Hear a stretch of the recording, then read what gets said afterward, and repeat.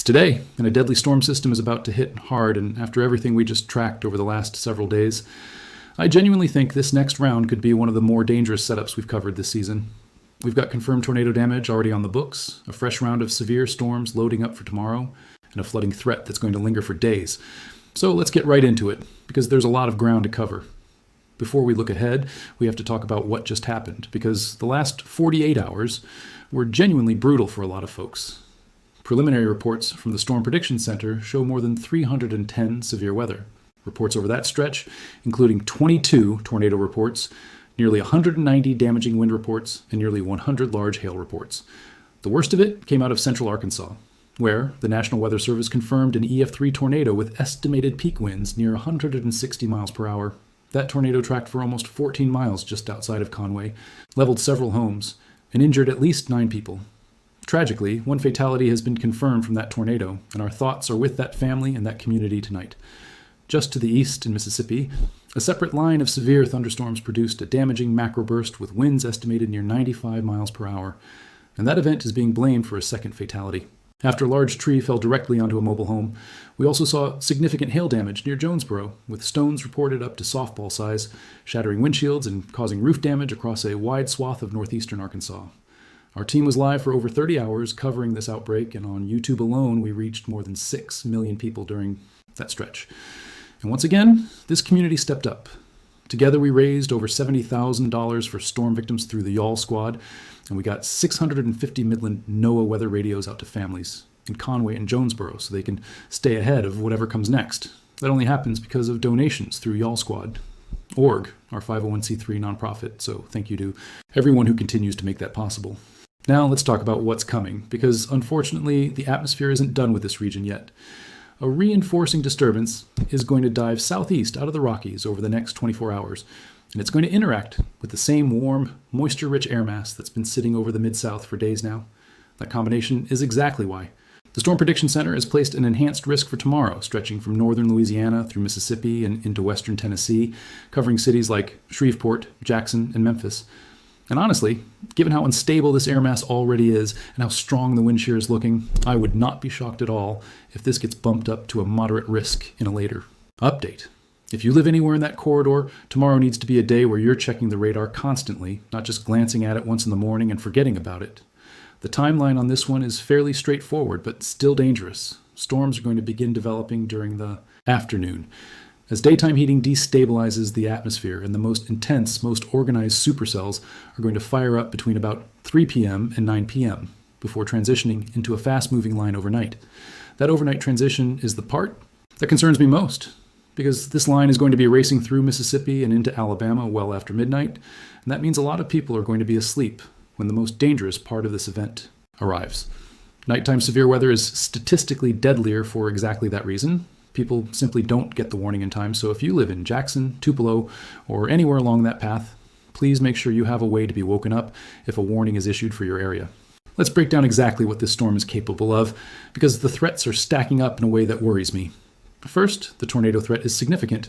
We've got strong, low level shear combined with very steep lapse rates, and when that mixes with the instability building ahead of the front, you get an environment capable of producing strong, long-track tornadoes, not just the brief spin-up variety.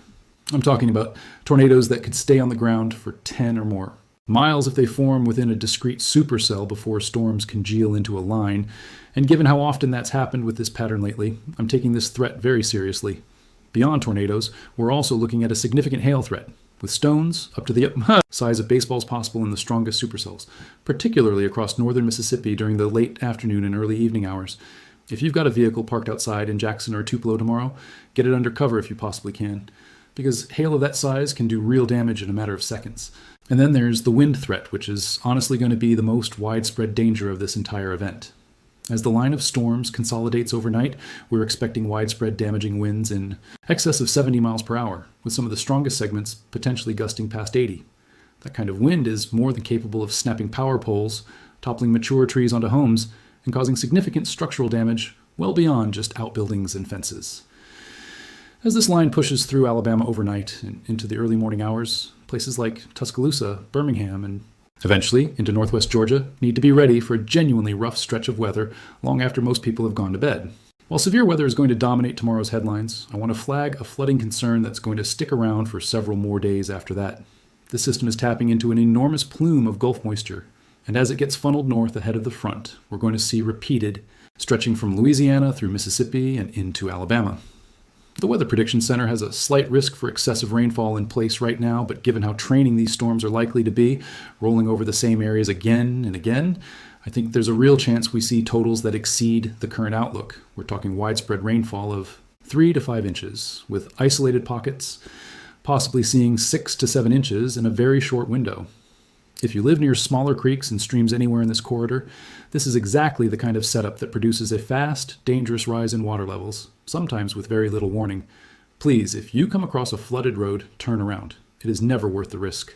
I want to pause here for a second and thank today's sponsor, because staying safe through a stretch like this takes real preparation, and that includes having reliable communication when the power goes out.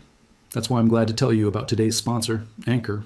When severe weather knocks out power, which is a very real possibility with the wind speeds we're forecasting, having a reliable portable power station can make all the difference. Whether you need to keep your phone charged to receive warnings, run a small fan during a hot, humid night, or keep a medical device running. Anchor's portable power stations charge quickly, hold their charge for a long time in storage, and can power multiple devices at once, which matters a lot when an entire household is trying to stay connected and informed during an outage. A lot of our viewers in tornado-prone areas keep one of these charged and ready to go before every severe weather event, just in case. Right now, Anchor is offering our viewers a special discount on their portable power station bundles. Head over to anchor.com.yal to check out the deal before this system arrives. Once again, that's anchor.com.yal, and there's a link down in the description. All right, let's get back into the forecast. Looking 2 days out, this system is going to continue its eastward march, and the severe threat is going to shift right along with it. We're watching a new enhanced risk potentially setting up across central and southern Georgia, covering cities like Macon, Columbus, and Albany. The atmosphere ahead of this front is going to remain plenty unstable, and as the line re-strengthens during peak afternoon heating, we could see another round of damaging winds, along with a few embedded spin-up tornadoes within the line itself. These QLCS tornadoes form and dissipate quickly, which makes them especially dangerous because there's often very little lead time. If a tornado warning is issued for your county during this stretch, do not wait to see the funnel yourself or wait for confirmation on the news. Get to your safe space the moment that warning is issued. Behind this entire system, a much drier and slightly cooler air mass is finally going to filter in across the Mid-South. And by the time we reach the weekend, places like Memphis, Nashville, and Little Rock are going to feel a real welcome shift.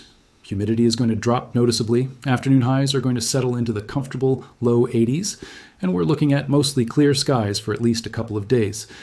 If you've got outdoor plans in the Mid-South this weekend, whether that's a graduation party, a ball game, or just finally mowing the yard, this is going to be some of the nicest stretch of weather we've had in weeks. And after what this region has been through, that break is well earned. Out west, a separate story is brewing that deserves a mention too. A strong offshore wind event is setting up across parts of Southern California over the next several days, and combined with very low humidity, we're looking at critical fire weather conditions developing across Riverside and San Diego counties.